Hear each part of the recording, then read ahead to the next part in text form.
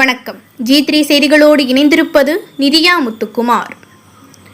மானாவாரி நிலங்களில் வறட்சியை கண்டு விவசாயிகள் கலங்காமல் மரப்பயிர் விவசாயத்திற்கு மாற வேண்டும். மாவட்ட ஆட்சியர் விவசாயிகளுக்கு வேண்டுகோள் விடுத்தார். இனி விரிவான செய்திகள். கரூர் மாவட்டம் குளித்தலை அண்ணா சமுதாய மன்றத்தில் மாவட்ட வேளாண்மை துறை சார்பில் மாவட்ட அளவிலான வேளாண் துறை கண்காட்சி நடைபெற்றது.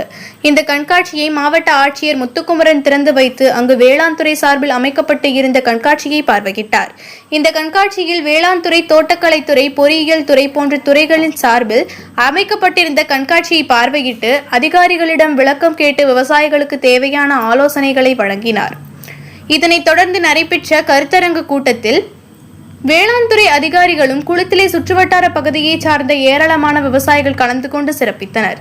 அப்போது ரூபாய் 2,12,000 மதிப்பிலான நலத்திட்டங்களை 50% மானியத்தில் விவசாயிகளுக்கு வழங்கி வாழ்த்து தெரிவித்தார்.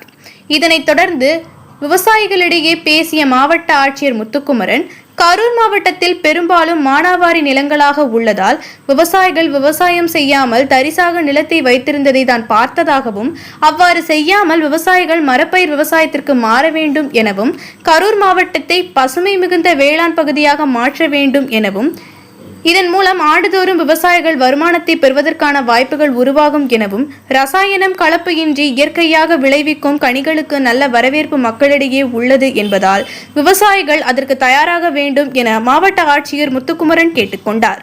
G3 செய்திகளுக்காக கரூர் மாவட்ட செய்தியாளர் ரா சம்பத்குமார்.